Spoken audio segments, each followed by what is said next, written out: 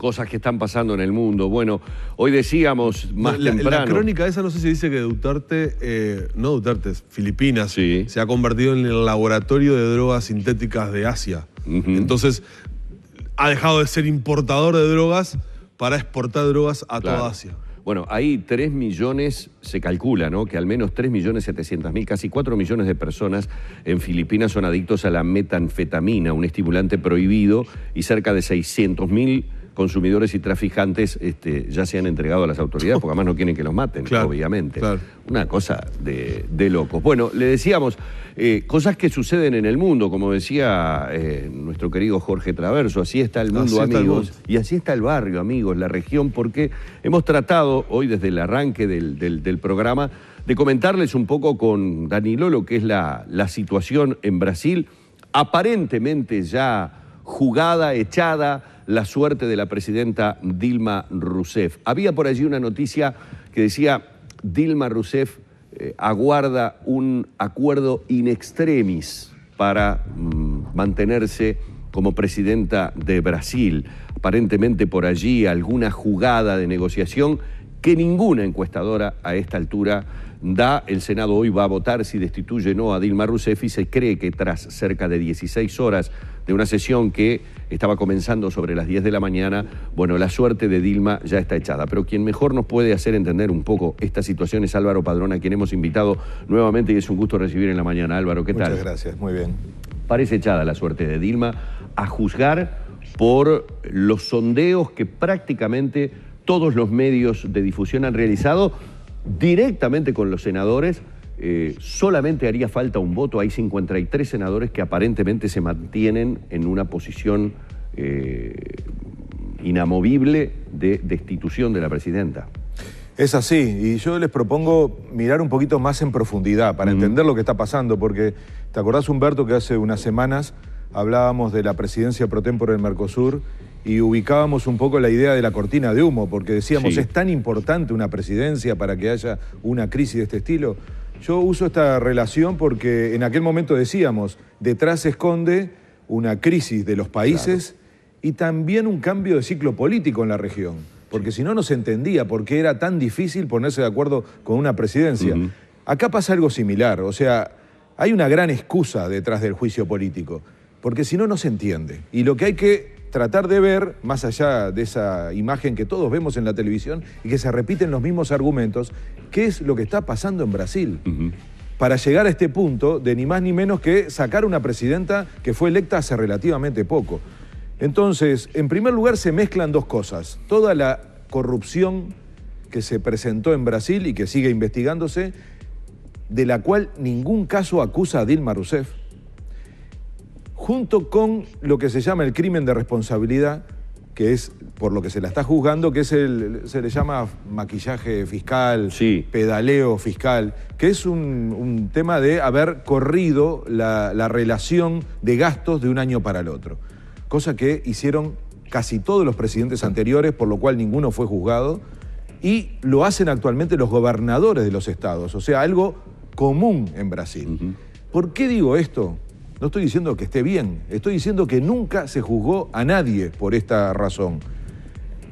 El asunto es que no importan los argumentos, entonces lo que estamos viendo ahora no va a cambiar, no porque pueda cambiar la votación de algún senador, sino porque no importan los argumentos jurídicos. Y este fue el tema que quedó más claro ayer en el debate y en la defensa de Dilma Rousseff. Y por eso podemos, como tú decías, tener tanta claridad del final de esta película. Porque en realidad el final de esta película la vimos desde el momento que hubo votos para empezar el impeachment. Y por lo tanto, esos votos se van a repetir. ¿Por qué? Y aquí es donde está la clave. ¿Qué es lo que está pasando en Brasil? Es una cosa muy simple, que no tiene que ver con si tienen razón o no en el juicio. Es el cambio de correlación de fuerza. Se dieron vuelta los votos, los partidos y los legisladores que durante 4 periodos apoyaron al gobierno del PT.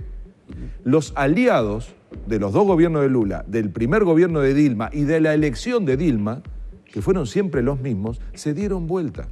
Solo algunos datos. Dilma ganó con el 51% de los votos, una elección muy reñida. Muy reñida, exacto. Pero con los mismos aliados que tuvo siempre. Fíjense, obtuvo 304 diputados de 513 y 53 senadores de 81. De esos, solo 70 diputados y 20 senadores eran del PT. Una cosa muy rara para nosotros los uruguayos de entender. Fíjense, el gobierno, el partido gobierno, tenía 70 diputados en 513 y 20 senadores en 81. Claro. Por eso depende tanto de los aliados. Claro.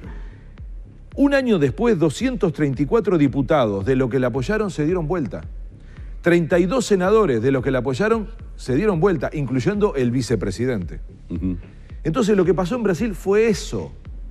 Cambió la correlación de fuerza. Quedó solo el PT en el gobierno. Claro, ese es el problema de hacer o tejer alianzas electorales específicamente y no de gobierno. Que en realidad habían funcionado, porque durante todo este tiempo se gobernó de esa manera.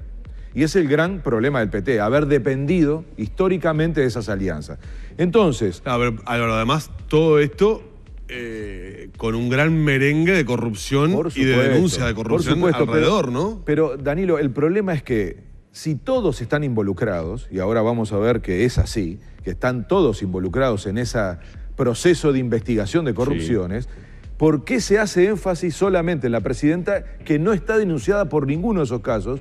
Y sí se ubica en esta cuestión que, repito, practican todos, que es lo del maquillaje fiscal. Entonces, eso lo hicieron todos, en realidad, todos los partidos. Todos los partidos y todos los gobiernos, incluyendo el PT y los gobiernos anteriores, Fernando Enrique Cardoso, y lo hacen actualmente los gobernadores en los estados. Entonces, lo que hay que preguntarse es qué está pasando, porque si no nos mareamos en si es jurídicamente correcto, un poco el mareo que también tenemos en el Mercosur sobre la presidencia. Hay que ver los problemas de fondo. Y el problema de fondo es que cambió la correlación de fuerzas en Brasil. Y la pregunta es ¿por qué? ¿Por qué todo este bloque que hasta ahora apoyaba al PT durante 4 periodos, no estoy hablando de un periodo puntual, 4 periodos, se da vuelta? Y es de vuelta algo que hemos dicho también con relación al Mercosur, el cambio del clima político y económico en la región. Lo que pasa en Brasil es que empieza una crisis económica. Mientras no hubo crisis económica, las alianzas fueron posibles porque había plata para repartir para todos. Se conformaba a todos. A partir de que empieza la crisis económica, una crisis muy profunda, deja de haber condiciones para satisfacer a todos. Y entonces, detrás de ese cambio de correlación de fuerza, que en el fondo es un cambio de gobierno, porque lo que va a pasar es un cambio de gobierno, a partir de mañana o máximo el jueves, va a cambiar el gobierno, porque lo que hubo hasta ahora es un gobierno interino. Y de hecho, Michel Temer sigue siendo formalmente el vicepresidente, electo con la fórmula de Dilma. Claro. A partir de mañana o el jueves va a pasar a ser el presidente. Ya ahora no interino, sino definitivo. Y eso significa un cambio de gobierno. ¿Para qué? Porque hasta ahora vimos el cómo, que es el cambio de votos. El para qué es para cambiar la orientación de las políticas, porque si no, no tiene sentido todo este movimiento. Cambio de la orientación de las políticas porque cambió el ciclo económico y ahora no hay plata para repartir y tienen que tomar decisiones. En primer lugar, un ajuste fiscal. Se viene. Cambio de política económica, cambio de políticas sociales, privatizaciones y cambio de política exterior, que esto es lo que tenemos que observar con mucho detalle. Ese es un tema, porque no va a ser un Mercosur, un Brasil integrado al Mercosur. Por eso, entonces, claramente. Serra ya lo ha dicho, que es el gran hombre de la política exterior y mucho más, mucho más que política exterior. Sí, llegó acá es un candidato a presidente. Estuvo acá y ya pegó algún rezongo, además. Exactamente, entonces, digo para que nadie crea que esto es ajeno a Uruguay, ¿no? Que lo estamos mirando por televisión a ver qué le pasa a los brasileros. Y aquí está la clave con el Mercosur. Hasta que no se defina esto, no hay posible salida de nada al Mercosur. Porque lo primero que tenemos que saber no es qué pasa en Venezuela, es qué pasa en Brasil. Y cuál va a ser la orientación de política exterior de Brasil. Entonces, ese cambio de programa, que ellos tienen nombre, ¿no? Se llama un puente para el futuro. Se llama el programa de Temer, que lo presentó desde el momento que asumió como presidente interino. Entonces uno dice, un programa que a mí no me gusta ese programa, pero no estoy discutiendo la característica del programa. Estoy diciendo que es un programa que se empieza a aplicar sin una elección. Es más, ese programa perdió las elecciones anteriores, porque ese programa lo tuvo la oposición. Entonces, el gran dilema acá, que es pequeño problema, ¿no? Es que vamos a tener un gobierno y un programa que no fue electo por la gente. Que no fue electo por la gente. Y ese es el problema de fondo que uno lo puede encubrir con un juicio político y con decir que está en la Constitución, pero objetivamente va a pasar eso, va a quedar un gobierno y un nuevo programa que no fue electo, que no fue legitimado por una elección. Entonces, esto no es como Argentina, que aplica un programa similar, pero que Macri ganó una elección, le dijo a la gente lo que iba a hacer, la gente lo votó y por lo tanto está aplicando eso, con todas las dificultades que vemos. Ahora, a mí me preocupa mucho el silencio de algunos políticos, muchos, de todos los países de la región, incluyendo Uruguay, que claro, es complicado pelearse con Brasil. Sí. Y quedar mal con el próximo, aparentemente, presidente. Todos esperando a ver el resultado del partido. Y sí, pero la verdad es que esto es un golpe duro para la democracia, ¿no? Porque entonces la idea es que, bueno, vale más o menos esto de ser electo. ¿A tu juicio aplica la Carta Democrática aquí? Bueno, sí. Lo que pasa es que es más fácil discutirla para Venezuela o para Paraguay que discutirla para Brasil. Claro. Ahora, vamos a imaginar esto, ¿no? Lo decías al comienzo. Mañana, a lo sumo jueves, van a estar los 54 votos. En realidad ya hay 59, casi 60. De hecho, ya hubo una primera votación que demostró esto. Por eso digo, nada es sorprendente en esto. Eso ya lo sabemos. Sale Dilma y queda Temer. Sin legitimidad popular, con un objetivo aplicar un ajuste. Para eso, lo que tenemos que observar que hizo Dilma ayer, habló de muchas cosas, pero hay dos cosas que hay que poner atención. Hizo una cosa muy interesante, que fue decir, hay que hacer elecciones en Brasil. Y dijo una cosa más, me quede yo o me saquen. Claro. Y aquí estaba reconociendo algo que hay que decir con claridad. Tampoco era viable que Dilma volviera al gobierno y se quedara tranquilamente. O sea, ya era inviable ese gobierno por lo que estamos diciendo, que es el problema de fondo, si no, no se entiende, que es que cambió la correlación de fuerza, ya no tiene apoyo, ni en el Parlamento ni en la calle. Y ustedes observen, y ayer se veía en las cámaras, ya no hay movilizaciones contra Dilma, desaparecieron, ¿se acuerdan? Aquellas enormes, desaparecieron, pero tampoco hay movilizaciones significativas a favor. 51 millones de votos no tiene correlación de fuerza con ver cientos de personas en la calle en Brasilia. Entonces, el problema de la legitimidad hoy en Brasil lo tienen todos. Por eso es muy inteligente el movimiento que hace Dilma, ya a su salida, de decir esto solo se resuelve con elecciones. Con el voto para popular. mí y para los demás. Exactamente. Ninguno tiene legitimidad para gobernar hoy Brasil. Porque esto es lo que está más cuestionado en Brasil, los partidos y los líderes. Fíjese que Temer va a asumir con el 6% de popularidad y con un 70% de personas que creen que tiene que ser juzgado. Y va a aplicar un plan de ajuste antipopular.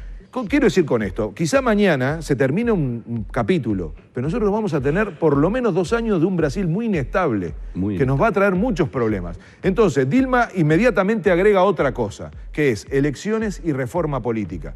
¿Por qué? Porque Brasil tiene 35 partidos y eso no lo acomoda nadie. Porque nosotros no estamos acostumbrados en Uruguay, pero en Brasil es muy común que los parlamentarios se cambien la camiseta como quien se cambia la ropa interior. Entonces, los pases. Entonces, ¿y los pases de qué dependen? De los votos. ¿Y los votos de qué dependen? De plata. Y entonces, si no hay una reforma política que aclare este asunto de dispersión y que separe la plata de la política, en donde los empresarios ponen plata para que los partidos tengan campaña electoral y para que tengan votos, y esos parlamentarios que dependen de esa plata se cambian de camiseta sin ningún problema. Entonces, el sistema político es el problema, y esa reforma política es la clave, y ahí está la raíz de lo que está pasando en Brasil, que no lo arreglaba Dilma volviendo al gobierno, suponiendo la fantasía de que los parlamentarios, algunos se dieron vuelta y no se diera el juicio político, tampoco Dilma se sostenía. Entonces, lo que vamos a tener es más inestabilidad. Probablemente se termina un capítulo con el apartamiento, como dicen en Brasil, de la presidenta, la asunción de Temer, un gobierno muy débil, que va a tener los mismos problemas que tiene el gobierno de Macri, que no es un gobierno débil, porque no es un gobierno ilegítimo, es un gobierno legítimo por las urnas, que está aplicando un plan de ajuste que ya vieron lo que le cuesta en la calle, le cuesta en la justicia, que le dio vuelta a varias de las decisiones. Lo mismo va a pasar en Brasil. Entonces, es un combo peligroso porque la situación económica sigue siendo muy grave en Brasil, va a tener que resolverla al mismo tiempo que va a tener que recuperar legitimidad, que ni siquiera le sirvió las Olimpiadas. Temer no pudo ni capitalizar las Olimpiadas porque no lo dejaron aparecer, porque si aparecía lo silbaban, y de hecho, ustedes habrán visto, casi se cuidaron en que no se viera al presidente durante ninguna de las ceremonias de las Olimpiadas. Entonces, difícil la situación de Brasil, que por supuesto nos impacta. Este es el paquete que hace que el Mercosur esté trancado, el hecho de que no tengamos países con condiciones de definir con claridad su política exterior, particularmente el más grande, que es Brasil. Las legitimidades obviamente en entredicho, y de allí el trancazo que tenemos en el barrio, como le solemos decir con Danilo, una región que realmente está muy convulsionada. Álvaro, queremos una vez más agradecerte por este análisis y habernos ayudado a comprender que lo que se viene es más complicado que lo que está. Así es. Gracias. Muchísimas gracias. Álvaro Padrón con nosotros en la mañana de Arriba Gente.